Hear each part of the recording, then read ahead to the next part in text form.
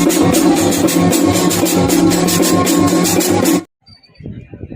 उनके चरणों में नमन करता हूं, जोहार करता हूं और साथ में ही हमारे मंचासीन राष्ट्रीय कार्यकारिणी के सदस्यगण और मीडिया कर्मी आप सबका मैं हार्दिक जोहार अभिनंदन करता हूं। भाइयों, ये एक समय है जो 75 साल तक कांग्रेस बीजेपी ने राज किया और आपको मालूम होगा मानगढ़ में 1507 आदिवासी मारे गए थे। ये हमारे पूर्वजों का सपना था। उस सपने को भारत आदिवासी पार्टी साकार करेगी। अब ये कहना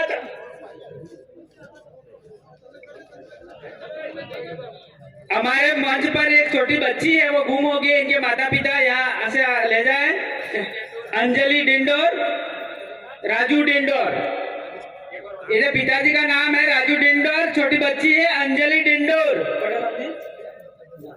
गांव का नाम नहीं बता पा रही है, छोटी सी बच्ची है। मंच के पास में आकर ले जाए।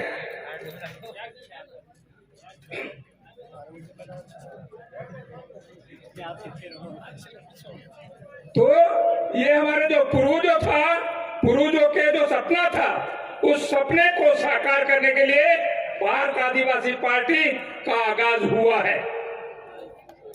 आज देख रहे हैं हम पूरे देश के अंदर जो नरेंद्र मोदी है, वो स्पष्ट बहुमत की सरकार बनी थी।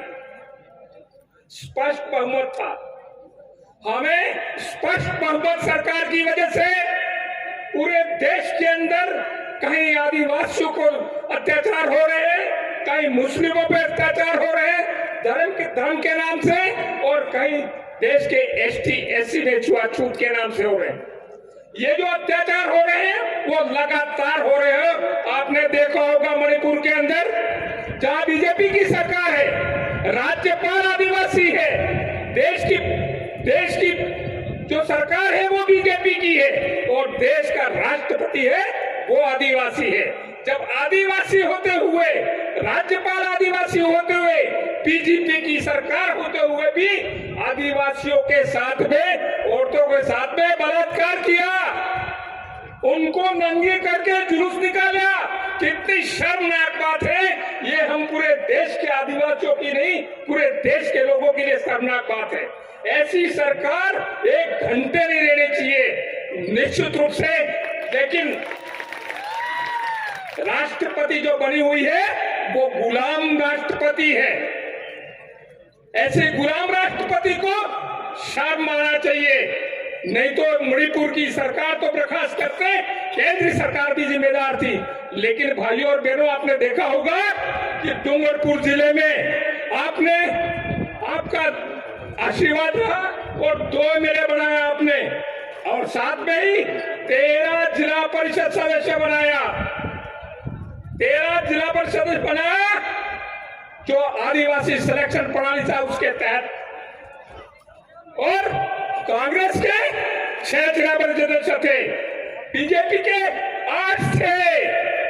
लेकिन 13 की जिला प्रमुख बननी चाहिए थी, लेकिन कांग्रेस और बीजेपी, ये कमल कांग्रेस पेड़हुज्य, अरे पेड़हुजी तो हुज्या बड़ा ताणवर ऊपर थज्या। अरे केरमा आदमी बहिराने में इसमें झगड़ो થઈ પડે, પણ આ જિલ્લા માથે એને ઝઘડો નથી જોયું તો આ એવી સાઠગાંઠ है। એટલે હું કેવો ચાહો कि पावर हमारा जिला परिषद आप सबका था कि 13 जिला परिषद से बना दिए ने आने पेड़ हुआड़ी। अब आपका फर्ज बनता है राजस्थान में भी बीजेपी और कांग्रेस, गहलोत और वसुंधरा को पेड़ हुआड़ी दो। ये आप करके दिखा सकते हो, आप करके दिखा सकते हो। आपके पास पावर है, आपके पास ताकत है, वो ताकत में 17 एमएलए तो बढ़ा दिए। तो राजस्थान में जो सुन रहे हैं, ये जो भारत आदिवासी पार्टी है उसको ज्वाइन करने तैयारी कर रहे हैं, और निश्चित रूप से राजस्थान में एक जबरदस्त तहलका मचेगा और डूंगरपुर की पुनरावृत्ति हो जाए, उसमें कोई शक नहीं हो। मैं कहना चाहता हूं कि पूरे देश के अंदर अब ये जो जलवा दिख रहा है, ये जो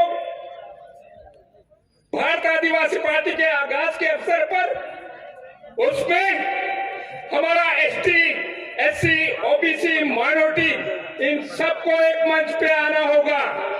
और निश्चित रूप से हम एक मंच पे आ गए तो 2024 का जो चुनाव है उसमें हो सकता है देश के अंदर नरेंद्र मोदी और कांग्रेस शामिल हो जाए।